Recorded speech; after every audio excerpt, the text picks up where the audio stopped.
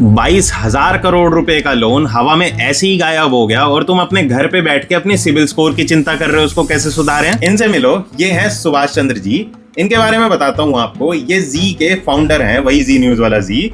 अब यहाँ पे स्टोरी को ध्यान से सुनना किस तरह से है। एक कंपनी है एसएल ग्रुप एंटिटीज के नाम से, जिनके ऊपर लगभग 22,000 करोड़ रुपए का डेट था। अब जब वो इतना सारा डेट बैंकरप्ट कर गए तो ये केस किसके पास गया बैंकरप्सी कोड के अकॉर्डिंग? एनसीएलटी के पास, जिसको बोलते हैं नेशनल कंपनी लॉ ट्रिब्यूनल। अब यहाँ पे क्या होता है, एनसीएलटी देखती है कि जो एसएल ग्रुप का लोन है 22,000 करोड़ रुपए का, उसमें सुभाष चंद्र जी जो हैं वो एक पर्सनल गारंटर के तौर पे हैं।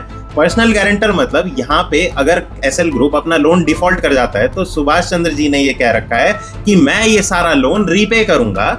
अब जब रीपे की बारी आई तो यहाँ पे सिर्फ 6.5 करोड़ रुपए रिकवरी कर पाया। 6.5 करोड़ रुपए में 22,000 करोड़ रुपए का लोन सेटल अप हो गया। यहाँ पे आप सोच रहे हो 99.97% लोन माफ हो गया, मात्र 0.03% ही रिकवर कर पाए। अब सवाल ये आता है कि ये 22,000 करोड़ रुपए थे किसके? इन 22,000 करोड़ रुपए में जो लेंडर थे वो आपके थे LIC housing finance, Canara bank, PNB bank और कुछ रिटेल इन्वेस्टर्स भी थे। एलआईसी हाउसिंग फाइनेंस का तो 1300 करोड़ रुपए का लोन था इस 22,000 करोड़ रुपए में, और 1300 करोड़ रुपए में सिर्फ 38 लाख रुपए की रिकवरी ये लोग कर पाए। भाई एलआईसी फाइनेंस वालों, मुझे भी 22 करोड़ रुपए का लोन दे दो, मैं भी 65,000 में सेटल कर लूंगा प्लीज। आमतौर पर क्या होता है, जब आम आदमी लोन लेता है और उसको रीपे नहीं कर पाता ड्यू टू एनी कंडीशंस, उसकी फाइनेंशियल सिचुएशन अच्छी नहीं है, उसके साथ कोई ट्रेजेडी हो गई, उसके जॉब नहीं है, तो ये लोग क्या करते हैं, अपने गुंडे भेज देते हैं उनके घर, उसके पिटवाते हैं, उसको डांट पड़वाते हैं और पता नहीं तरह तरह के हैरेसमेंट करते हैं। बट यहाँ पे 22,000 करोड़ रुपए का लोन ऐसे माफ हो गया जैसे कुछ है ही नहीं। हमारे देश में दो तरह के लोगों के लोन माफ होते हैं, या तो अगर आप किसान हो तो आपका लोन माफ होगा, नहीं तो आप बहुत बड़े बिजनेसमैन होने चाहिए सुभाष चंद्र जी की तरह।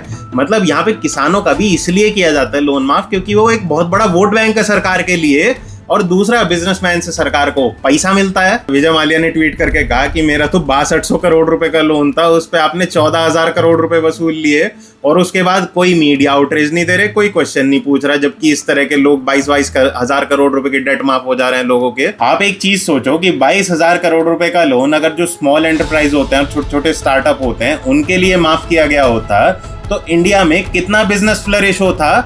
और एक चीज और बताता हूं मैं आपको, बहुत खास बात, ये भाई साहब जो हैं वो राज्यसभा के एमपी रह चुके हैं, independent candidate, but supported by BJP. I think अब आपको सारा गेम समझ में आ गया होगा। और लड़ो वंदे मातरम को लेके। और हाँ, एक चीज ध्यान रखना, 31 अगस्त इनकम टैक्स रिटर्न भरने की लास्ट डेट है ITR 3-4 वालों के लिए, तो टैक्स को टाइम से भरना मत भूलना, क्योंकि इनके लोन भी तो माफ करने हैं ना फिर।